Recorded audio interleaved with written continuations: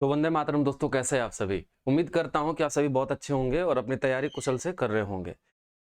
दोस्तों, आप सभी लोगों ने प्री दिया होगा। आप जानते हैं कि 17 दिसंबर को बिहार एसआई का एग्जाम हुआ था और उसमें आप सभी लोगों ने बहुत अच्छा किया होगा, क्योंकि पेपर जो है वो मॉडरेट लेवल का है। हालांकि मॉडरेट लेवल का मतलब ये नहीं है कि सभी लोगों ने 80 पार कर लिया होगा, 70-75 पार कर लिया होगा। मतलब सब लोग ऑन एन एवरेज आप देखेंगे तो बहुत अच्छे पढ़ने वाले लड़के जो है, जिनको मैं जानता हूँ, उनका ऑन एन एवरेज 70 सही हो रहा है। ऑन एन एवरेज जो बहुत अच्छे हैं, जो हमेशा से प्री निकालते आए हैं, मतलब उनका कभी प्री रुका नहीं है। ठीक है। तो मैं बहुत लोगों को जानता हूँ, सबका यही है, जो काट छाट करके लगभग 67-68 पे आएंगे, या कुछ आंसर इधर उधर भी होता है। जैसे आप देखेंगे विनोबा भावे वाला, यदि वो महात्मा गांधी मान लेता है आयोग, तो ऐसे कंडीशन में कुछ सवाल और भी नीचे आएंगे ये लोग। ठीक है। और आप ऐसा नहीं है कि खाली आपने लगाया है विनोबा भावे, बहुत सारे लोग हैं जो अच्छे पढ़ने वाले हैं, उन सभी लोगों ने विनोबा भावे ही लगाया होगा। कई लोगों ने महात्मा गांधी भी लगाया होगा। तो दोस्तों, उसके ऑप्शन मुझे काफी कंफ्यूजिंग लगे हैं। तो फिलहाल के लिए दोस्तों, मैं ये एक वीडियो लेकर के आया हूं, जो आपको लूसेंट से उठाए गए जितने भी प्रश्न हैं, खास करके फर्स्ट शिफ्ट में, वो मैंने दोस्तों यहाँ पर डाला हुआ है। आप देखेंगे लगभग मैथ, रीजनिंग, हिंदी, इंग्लिश और दोस्तों करंट अफेयर्स, इन सब को यदि हटा दिया जाए, लगभग ये जो है एवरेज आप ये देख लीजिएगा, लगभग 29 सवाल हैं इन सब से। ये जो मैंने बताया, मैथ, रीजनिंग, उसके अलावा करंट अफेयर्स और हिंदी और इंग्लिश, ये जो है इसको मिला के लगभग 29 सवाल बनते हैं। यानी कहने का मतलब है लगभग 71 सवाल हैं जो आपके जीके जीएस के हैं। अरे भाई, करंट अफेयर्स थोड़ी ना इसमें रहेगा। ठीक है। तो नहीं है। तो ऐसे कंडीशन में दोस्तों सवाल ये उठता है कि सर लूसेंट से कितने आए हैं। तो दोस्तों आइए मैं आपको बता दूं, लगभग 42 ऐसे क्वेश्चन हैं जो कि लूसेंट पढ़ने वाले लड़के जो है वो आसानी से बना सकते थे। ठीक है। जो लूसेंट जिन्होंने अच्छे से पढ़ा होगा वो 42 तो डायरेक्टली बनाएंगे। बाकी वो जो भी लूसेंट पढ़ते हैं, वो जाहिर सी बात है थोड़ा स्पीडी भी पढ़ते हैं, थोड़ा कहीं और सेट भी लगा लेते हैं, तो या ऑब्जेक्टिव पढ़ लेते हैं, लूसेंट का ऑब्जेक्टिव भी पढ़ लेते हैं। इसका ऑब्जेक्टिव भी मिला दे तो दोस्तों ये 50 से ऊपर चला जाएगा। ठीक है। तो 71 में 42 है दोस्तों, ये कम नहीं है, ये 50% से ज्यादा है, 60% से भी दोस्तों ऊपर मेरे ख्याल से आ जाएगा ये।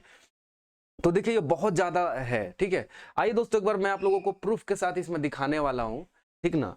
तो क्यों मैं बताऊंगा, मैं आपको हमेशा से बोलता हूं, देखिए आप कुछ भी पढ़िए चाहे नहीं पढ़िए, लेकिन आपको लूसेंट पढ़ना ही चाहिए, क्योंकि लूसेंट ब्रह्मास्त्र है। आप खाली लूसेंट पढ़ के तो एग्जाम क्रैक नहीं कर सकते हैं, मैं तो शुरू से बोलता हूं। लेकिन बिना लूसेंट के भी आप एग्जाम क्रैक नहीं कर सकते हैं, इस बात को ध्यान रखने की जरूरत है। ठीक है। तो दोस्तों आइए एक बार जल्दी से हम लोग देख लेते हैं कौन कौन सा सवाल कहां कहां से आया है। आप देख सकते हैं पेज नंबर मैंने नोट कर दिया है, किसी का छूट भी गया होगा। तो ये सब फर्स्ट शिफ्ट का है, तो आप लोग कंफ्यूज मत होइएगा।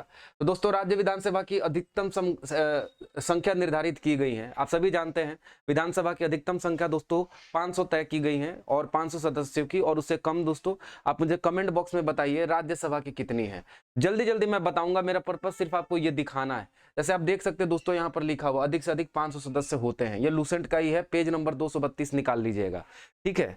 उसके बाद अगला देखो दोस्तों, लूसेंट का भी मेरे पास 2021 वाला वर्जन है, तो 2021 वाले का अनुसार दोस्तों ये पेज नंबर यहाँ पे मैंने डाला हुआ है। ठीक है।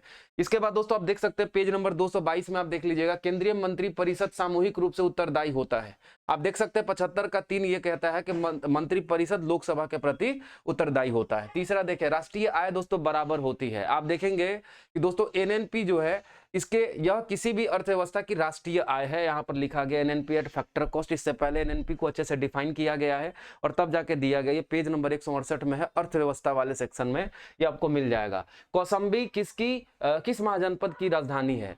ठीक है। तो दोस्तों यह वत्स की राजधानी है कौशाम्बी। ठीक है। अगला दोस्तों, यहाँ पे सरकार द्वारा लगाई गई रुकावटों व प्रतिबंधों को हटाना कहलाता है उदारीकरण। देखिए दोस्तों, यहाँ पर आप देख सकते हैं साफ साफ यहाँ पे लिखा गया है, उदारीकरण सरकारी नियंत्रण को शिथिल और समाप्त करने की क्रियाविधि है, इसके अंतर्गत निजीकरण भी शामिल होता है। तो दोस्तों यहाँ पे देख सकते हैं ये आपका जो उदारीकरण, कांगड़ा लघु चित्रकला। अब सवाल है दोस्तों कि कांगड़ा वाला जो लघु चित्रकला है किस राज्य में बनाई जाती है। तो दोस्तों इसका आंसर हिमाचल प्रदेश होगा, आप सभी जानते होंगे।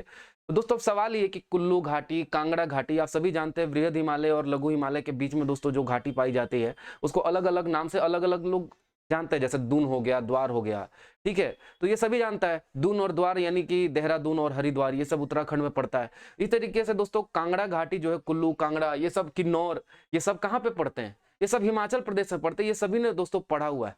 तो यह देखिए हिमाचल श्रेणी का जो पहाड़ है यहाँ पर लिखा गया, हालांकि जिन्होंने पढ़ा है वो अच्छे से जवाब दे सकते हैं।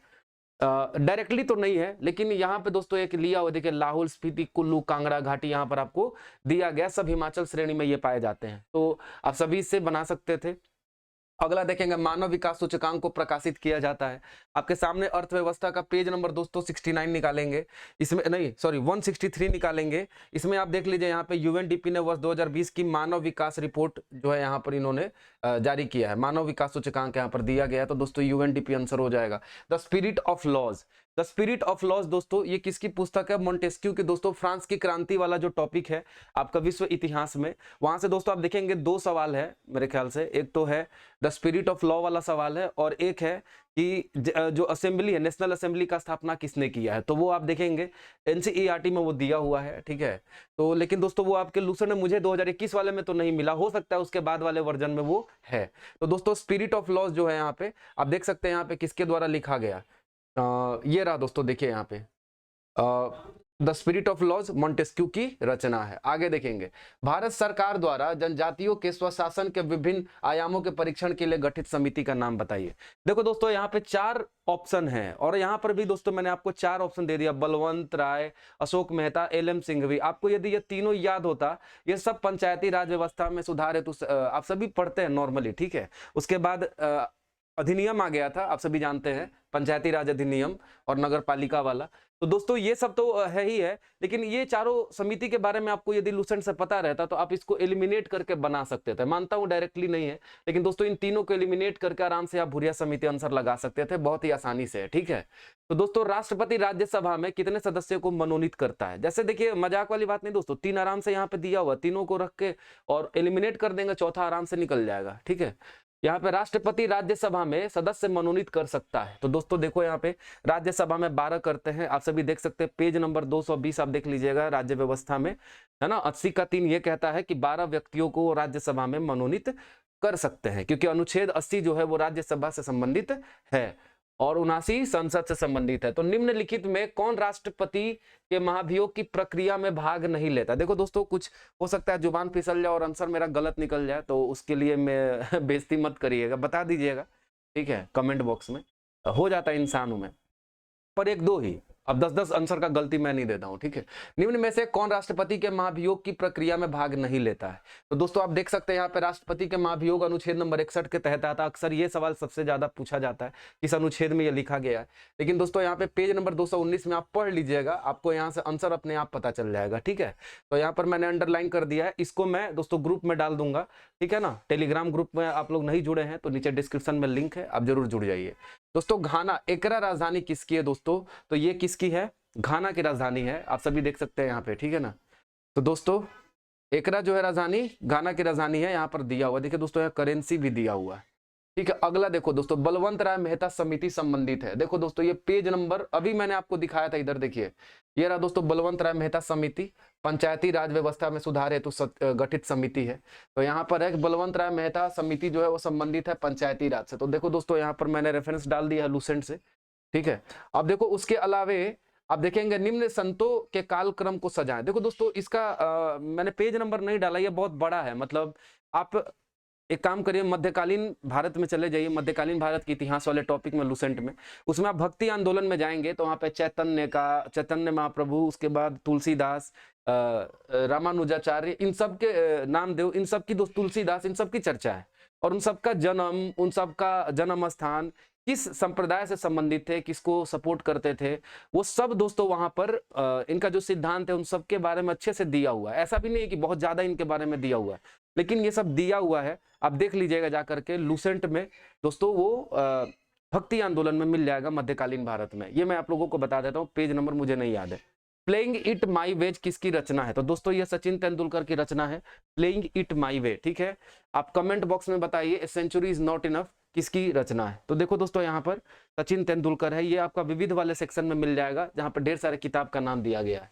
तो दोस्तों मंगल पांडे किस नेटिव यानी पैदल टुकड़ी से संबंधित थे? तो दोस्तों ये जो थे किस नेटिव इन्फेंट्री से संबंधित थे?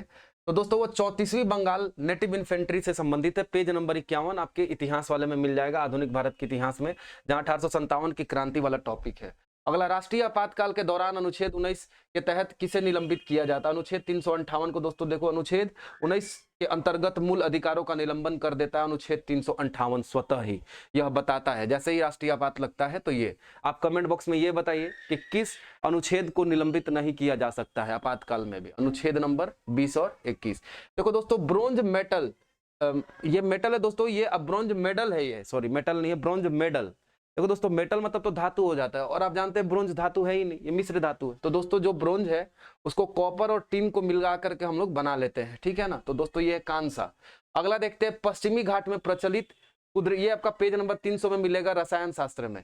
पश्चिमी घाट में प्रचलित कुद्रे मुख क्या है? दोस्तों आप देख सकते हैं यहाँ पे सह्याद्री जो है, आप जानते हैं जो पश्चिमी घाट है उसको सह्याद्री के भी नाम से जानते हैं। तो उसको दो भाग में यदि बांट दे, उत्तरी सह्याद्री और दक्षिणी सह्याद्री, तो उत्तरी सह्याद्री का जो हाईएस्ट जो पीक है उसको कालसूबाई कहते हैं, और उसके दक्षिणी सह्याद्री का कुद्रे मुख है। तो कुद्रे मुख कर्नाटक में पड़ता है। आप देख सकते हैं दोस्तों यहाँ पे कुद्रे मुख यहाँ पर दिया गया है, सह्याद्री के सर्वोच्च शिखर है। तो दोस्तों साफ पता चलता है कि यह पर्वत का शिखर यानी कि चोटी है। भारत का एकमात्र तैरता हुआ राष्ट्रीय उद्यान क्या है? दोस्तों केबुल लामजाओ। देखिए लोकटक झील में एकमात्र भारत का तैरता हुआ राष्ट्रीय पार्क है केबुल लामजाओ, ये पेज नंबर 116 में है। और दोस्तों कई लोग ये कहते हैं कि ये हमारे किताब से डायरेक्टली आया है।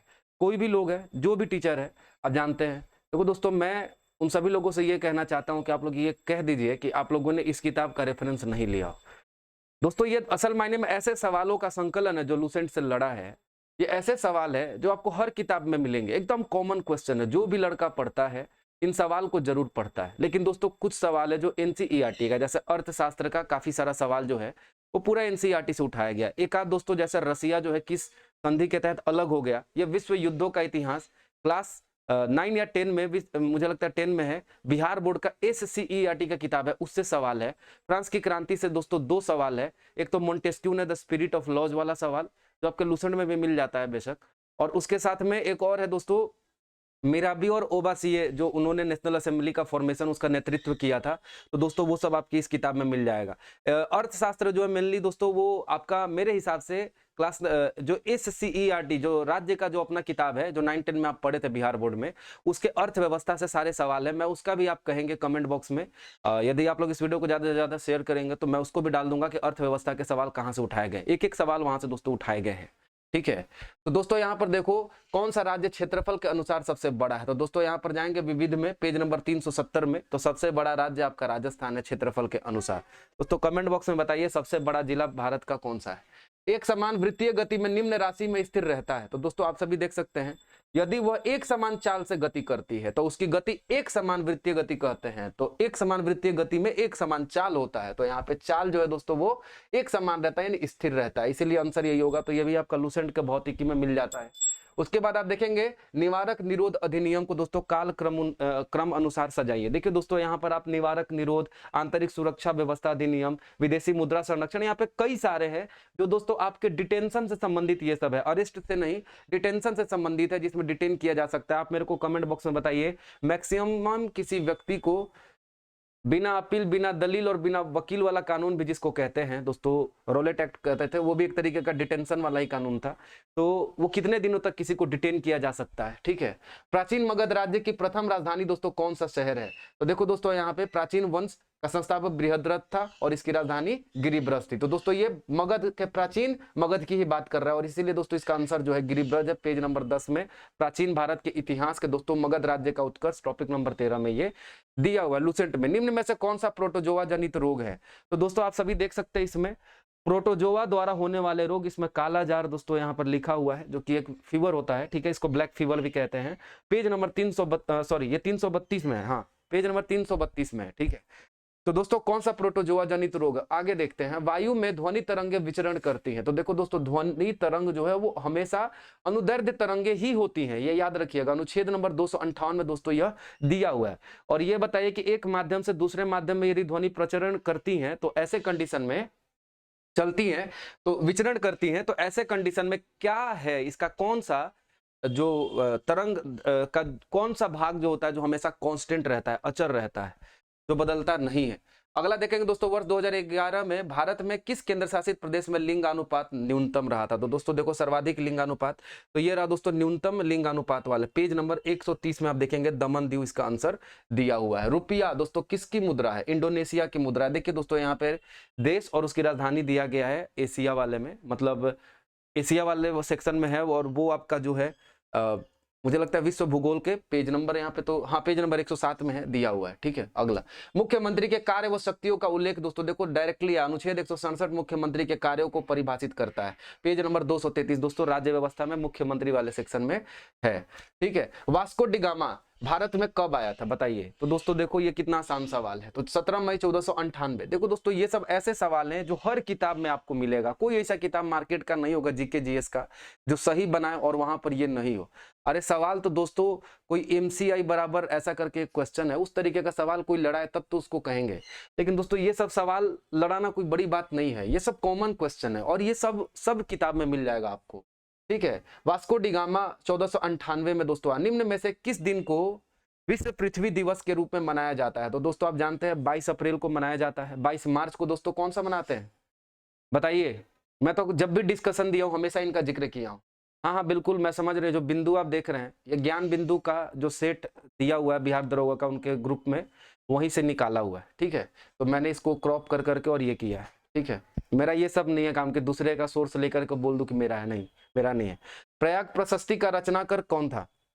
तो दोस्तों समुद्रगुप्त का दरबारी कवि हरिसेन थे और उन्होंने इलाहाबाद प्रशस्ति लेख की रचना की है। इलाहाबाद जिसका नाम प्रयाग भी दोस्तों हम कह लेते हैं, तो ये दोस्तों उसी की बात करी जा रही है यहाँ पे, हरिसेन। और ये भी दोस्तों देख लो कि पृथ्वी दिवस दोस्तों 22 अप्रैल को, पेज नंबर 379 में आप चले जाइएगा। मैं तो बोलता हूँ विविध का कुछ सेक्शन जो है वो हमेशा लीक होता है पहले से ही। निम्न में से जीवाणु जनित रोग को पहचानिए वो सही विकल्प को चुनिए। तो दोस्तों देखो यहाँ पे पेज नंबर 332 में यहाँ से दोस्तों दो सवाल मेरे को दिख गया बीमारी वाला, एक प्रोटोजोआ और एक जीवाणु जनित। तो दोस्तों इससे आप उठा लेंगे तो जीवाणु जनित जो रोग है वो पेज नंबर 332 में अलग से टॉपिक ही दिया गया है, यहाँ से आप चाहें तो बना सकते हैं। 1991 में भारत में आर्थिक सुधारों को अपनाने का मुख्य व तत्कालिक कारण क्या था? तो दोस्तों पेज नंबर 179 में आप आएंगे तो भारत के भुगतान संतुलन की समस्या थी।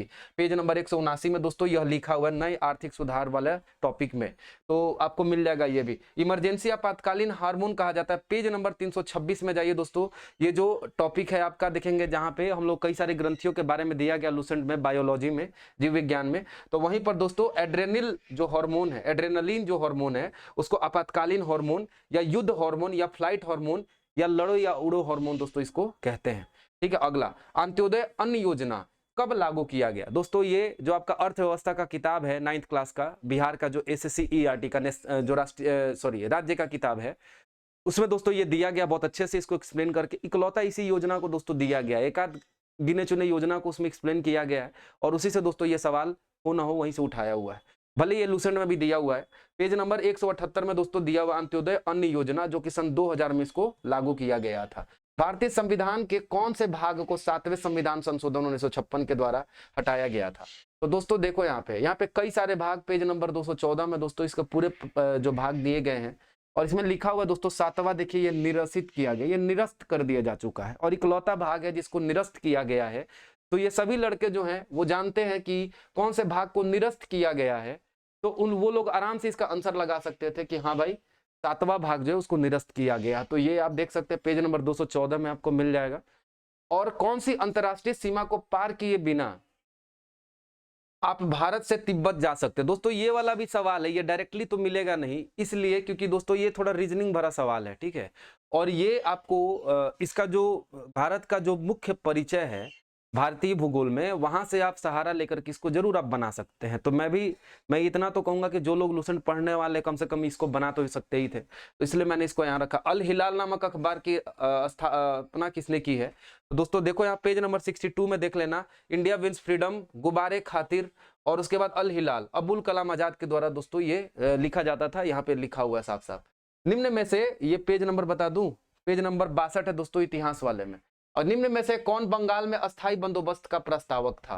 तो दोस्तों आप जानते हैं, देखिए यहाँ पर अस्थायी बंदोबस्त की योजना जॉन शोर ने बनाई थी, पेज नंबर 45, ये अभी लूसेंट से लिया गया है, जो जहां पर आप देखेंगे कॉर्नवालिस के बारे में जहां भी दिया गया है वहीं पर ये डाला गया है। ठीक है ना, जहां पे आप कह सकते हैं गवर्नर जनरल्स के बारे में जहां पे बताया गया है आपकी बुक में आधुनिक भारत में वहां से।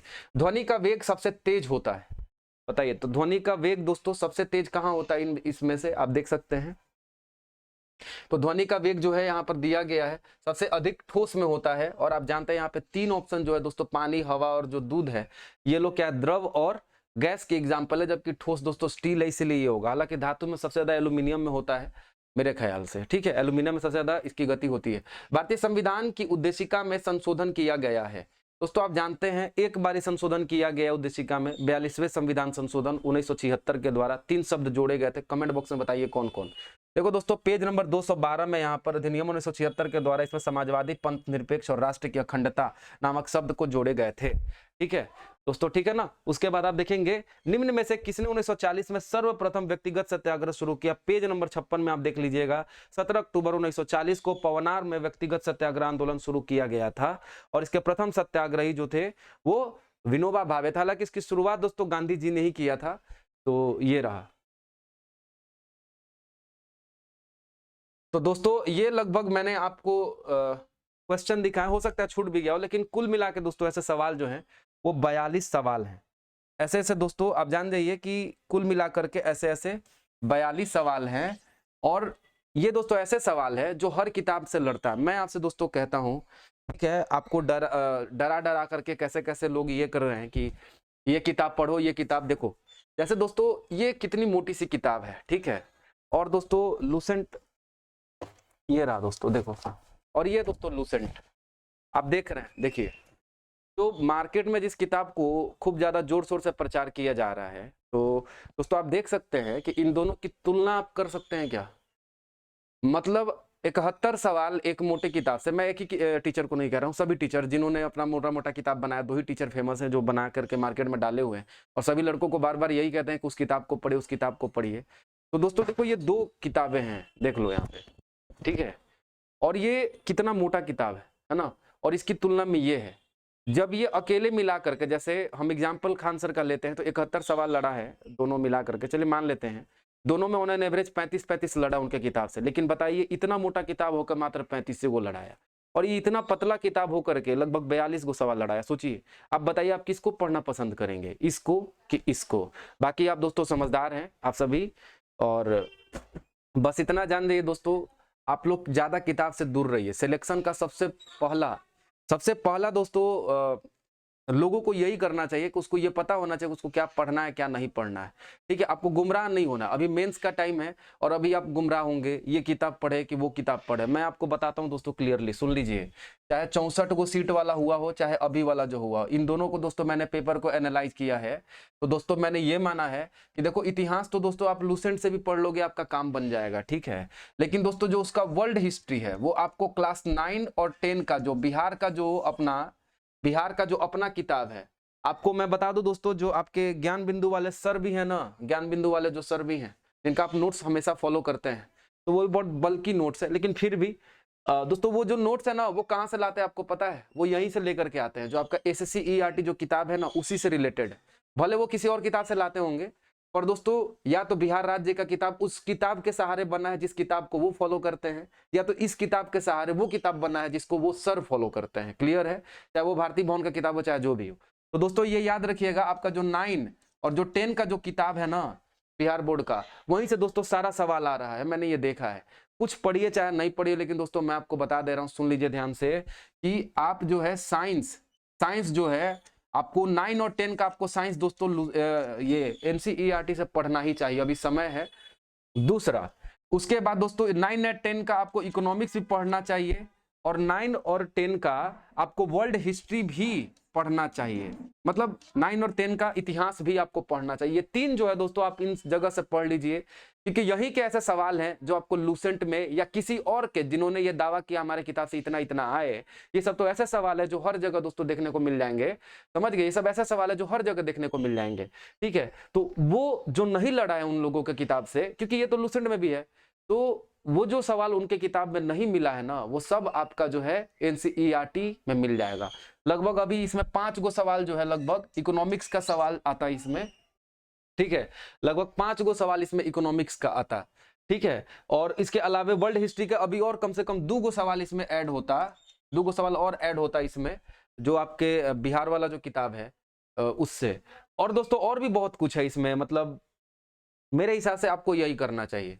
और दोस्तों बिना लूसेंट के पढ़े आपका रिजल्ट नहीं होगा, इस बात को जानिए। खाली लूसेंट को पढ़ के भी नहीं होगा और बिना लूसेंट के भी नहीं होगा, क्योंकि बाप हमेशा बाप होता है। और कभी भी ज्यादा आप लोग मार्केट में जो फैलाया जा रहा है उसके चक्कर में मत रहिए। अरे उसका काम क्या है, मैं ये कहता हूं आप अगले के यहाँ पढ़ रहे हैं, आप उससे भरोसा करके पढ़ रहे हैं कि हाँ भाई मेरा रिजल्ट हो जाएगा, उससे आपका रिजल्ट नहीं हो जाएगा। अरे रिजल्ट कोई अगला से 10 आदमी पढ़ रहा है, उसके यहाँ किसी का रिजल्ट नहीं हुआ है, इसका मतलब ये नहीं कि किसी 11वीं का रिजल्ट नहीं हुआ है, भले वो उनसे नहीं पढ़ता हो। लेकिन दोस्तों जो 11वां का रिजल्ट हुआ है ना, उसको पैसा दे करके वो टीचर खरीद करके अपने 10 गो में से एगो और जोड़ के ये हिस्सा बना देगा, बोलेगा कि, और जो एगो नहीं पढ़ने वाला था उसको निकाल देगा, और अभी भी 10 ही लोग में से एक रिजल्ट उसका बनता है, और उसी को बोलता है कि हमारा जो है लड़का एक दरोगा बना, पैसा दे के खरीद लिया जाएगा। समझ गए? आजकल लालच भी बहुत ज्यादा मार्केट में प्रचलित है। फॉर्च्यूनर है, बुलेट है, और थार है, पता नहीं क्या क्या, तो ये सब लोग दे रहे हैं। चलिए बढ़िया, लेकर के आइए, जाके मांग लीजिएगा, कह दीजिएगा आप लोग भी एगो थार उठा के ले आइएगा क्या। तो दोस्तों ये था। अब सेकंड शिफ्ट का नहीं है, अब इस पे इस वीडियो को अच्छा खासा व्यू मिलेगा, तो मैं सेकंड शिफ्ट को भी एनालाइज करके मैं इसी तरीके से वीडियो बना दूंगा। लेकिन दोस्तों ये हमेशा याद रखिएगा कि लूसेंट आपका लगभग इतना सवाल यहाँ से आया है, ठीक है। एक दो सवाल और भी हो सकते हैं, मेरे ध्यान में नहीं आया, हो सकता है निकल गया हो, इंसान ही हो। तो दोस्तों हम लोग मिलते हैं नेक्स्ट टाइम, तब तक के लिए जय हिंद, वंदे मातरम। चैनल पर पहली बार आए हैं तो चैनल को जरूर सब्सक्राइब कर दीजिएगा, वीडियो को जरूर लाइक कर दीजिएगा। धन्यवाद दोस्तों, जय हिंद।